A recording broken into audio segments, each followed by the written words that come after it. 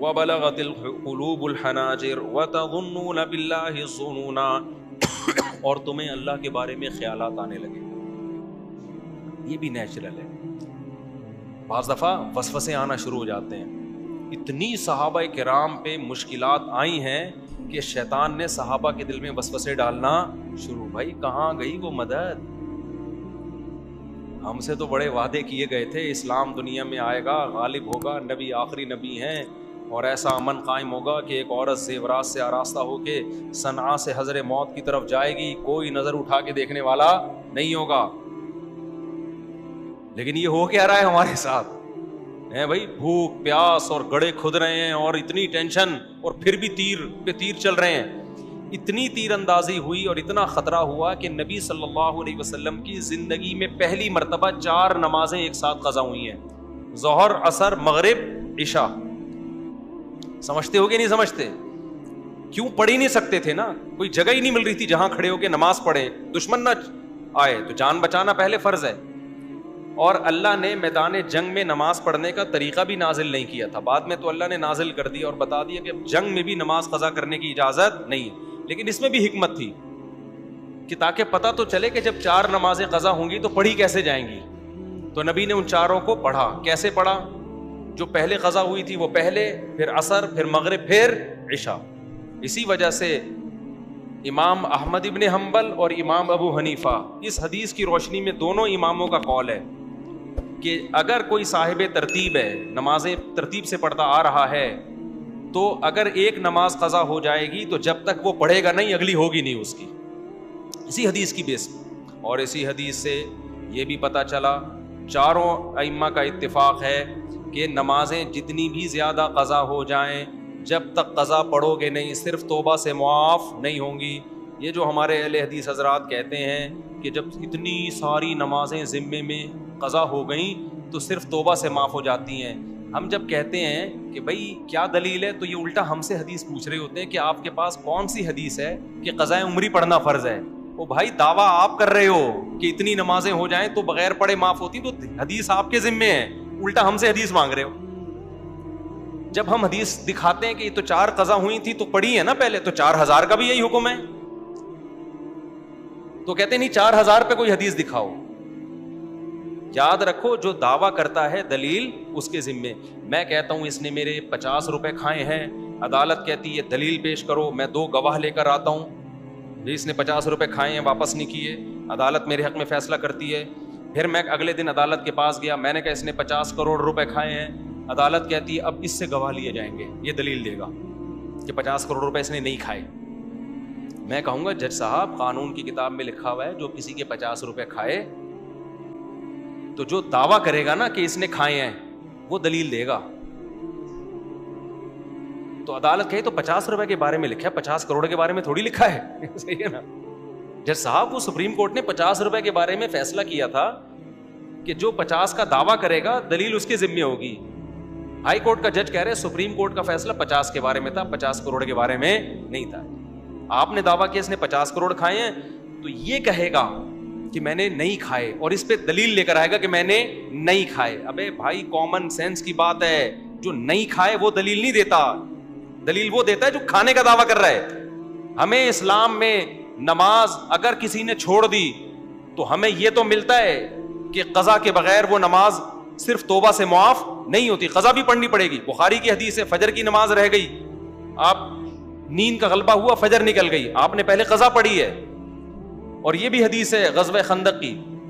تو اس سے پتہ چلتا ہے نماز جب بھی کوئی مسلمان حالت اسلام میں نماز چھوڑے گا تو قضا بھی اس کو پڑھنی پڑے گی. بعض لوگ یہ کہتے ہیں کہ بھائی اس میں حرج بہت ہے، 10 سال سے آپ نے نمازیں نہیں پڑھی، 15 سال سے نمازیں نہیں پڑھی، حرج بہت ہے. اور قرآن کہتا ہے اللہ نے تمہارے دین میں حرج نہیں رکھا. اس کا جواب یہ ہے کہ حرج جب ہے جب آپ اس کو 10 سال کی نمازیں ایک دن میں پڑھنے کا حکم دے رہے ہو. ہم کہہ رہے ہیں 10 سال کی نمازیں 10 سال میں پوری کر لے بھائی، وہ اپنی طرف سے بنایا ہوا ہے حرج بھی. ہم تھوڑی کہہ رہے ہیں 10 سال کی نماز ایک دن میں پوری کرے، 10 سال کی کتنے دن میں کرے، وہ 10 سال میں پوری کر لے نا، اس میں کیا حرج ہے. تو جب بھی کوئی اہل حدیث پوچھا کرے نا، بولا کریں کہ قضاء عمری کی دلیل کیا ہے، اس کو بولو قضاء عمری نہ پڑھنے کی دلیل کیا ہے کہ اتنی ساری نمازیں آپ کے ذمہ قضا ہو گئیں، پی گئے، تو اس کی کیا دلیل ہے؟ اور حدیث، حالانکہ ہمارے پاس دلیل بھی ہے اس کی، حدیث میں آتا ہے دین اللہ احق ان یقضی، اللہ کا قرض سب سے زیادہ اس لائق ہے کہ اس کو ادا کیا جائے. تو اللہ کا قرض نماز بھی ہے، زکوٰۃ بھی ہے. زکاتیں 10 سال کی نہ دو، کسی کا قول نہیں ہے کہ وہ ساقط ہو جاتی ہیں، سب کے ذمے وہ دینی پڑے گی. حج آپ پہ فرض ہوا، نہیں کیا، وہ کرنا پڑے گا، جب موقع ملے گا کرنا پڑے گا. تو اسی طرح زکوٰۃ ہے. تو اسی طرح میرے بھائی نماز تو سب سے اہم ترین رکن ہے. 10 سال نہیں پڑھی تو پڑھنی پڑیں گی، اب آپ کو 10 سال میں کمپلیٹ کرنا پڑے گا اس کو. تو آج کل نئے نئے اسکالرز آ رہے ہیں، ان کو ائمہ اربعہ پہ ترجیح مت دو. بار بار میں ایک جملہ زبان سے دہراتا ہوں، ہم ابو حنیفہ کو نبی پہ ترجیح نہیں دیتے ہرگز کہ نبی کی بات پہ ابو حنیفہ کی بات کو ترجیح دیں. ہم کہتے ہیں قرآن و سنت کا ایک مطلب ابو حنیفہ نے سمجھا ہے اور ایک 15ویں صدی کے اسکالر سمجھ رہے ہیں.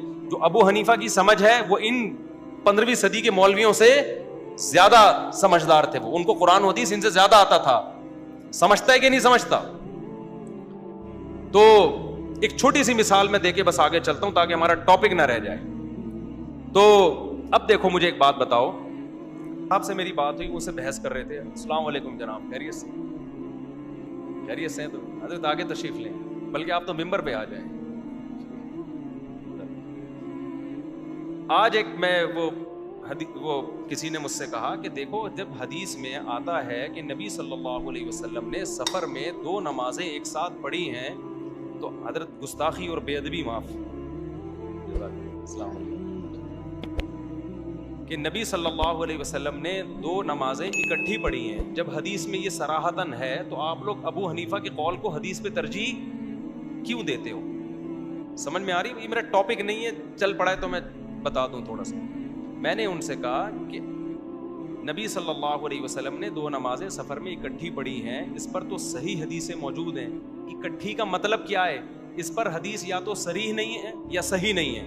جو صحیح ہے وہ صریح نہیں ہے، جو صریح ہے وہ صحیح نہیں ہے. صریح کا مطلب ہوتا ہے کہ یہ مفہوم، صریح کا مطلب بالکل واضح ہو کہ قضا کر کے پڑھی ہے، ایسی نہیں ہے.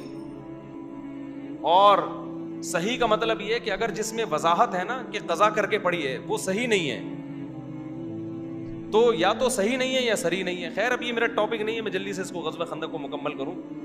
تو یہ دور علم کا نہیں ہے، علم عمق اور گہرائی نہیں ہے. قرآن و سنت کے نام پہ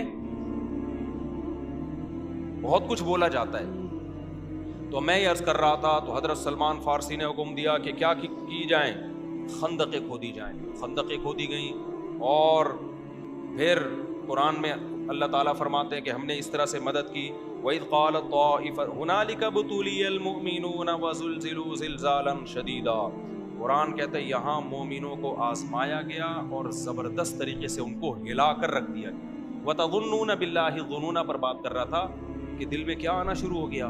خیالات، وسوسے آنا شروع ہو گئے. تو اس سے بھی پتہ چلتا ہے کہ وسوسے آنا یہ ایمان کے منافی نہیں، یہ ہر شخص کو آتے ہیں.